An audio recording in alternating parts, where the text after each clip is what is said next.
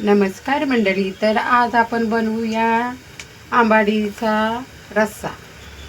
हे कांदा बारीक कापून फ्राय करायला लावलाय, तळून घेते. म्हणजे मी घेतले कांदा, बघा कैसा बारीक बारीक कापून घेतले ना. आता तो तेलान तळून घेऊ आपण मस्तपैकी.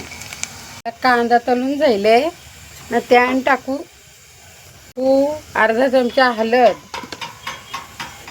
आणि टाकू 1 चमचा मसाला. या आमचा घरचाच मसाला आहे हो ना. आता ही आंबाडी सुकट आपण धुवून ठेवलेली ती टाकू. आता आंबाडी सगळी टाकून झाली आपली रश्श्यात. आता ही टाकू बटाटी. ही बटाटी आता बारीक बारीक कापले आहेत ना, ती पण टाकू आपण याच्यात ना. जरा उकळून दे मस्तपैकी, सणसणीत उकळून दे. म्हणजे आपली बटाटी शिजली ना का कसा मस्त राडा. आता आपला बघ कैसा रस्सा उकलतय.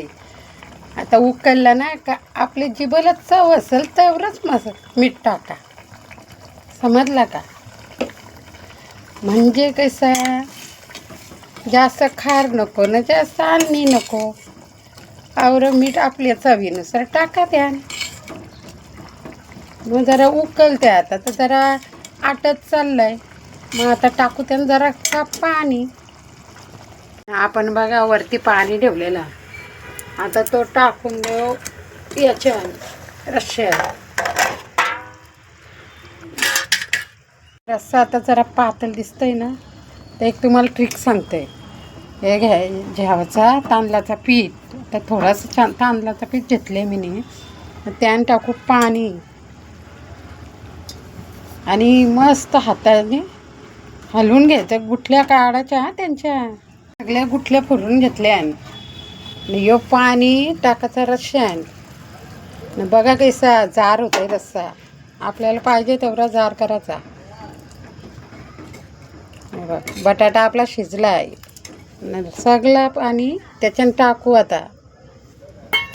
आता उकळू दे सनसन सनसन. आपला रस्सा बघा कैसा उकळलाय ना. आता ही घेतले चिंच आणि त्याचा पाणी करून याच्यानं टाकून द्यावाचा. म्हणजे कसा आंबट आंबट रस्सा. ही कोथिंबीर आपल्या बागांची नाही हो, दुकानांची आहे ना. अशी मस्त सगळे रश्श्यावर टाकून द्यावाची ना. आता ज्या खावाला भाकरीनं रस्सा कैसा दिसतंय मस्त ना. या जेवायला पनवेलला.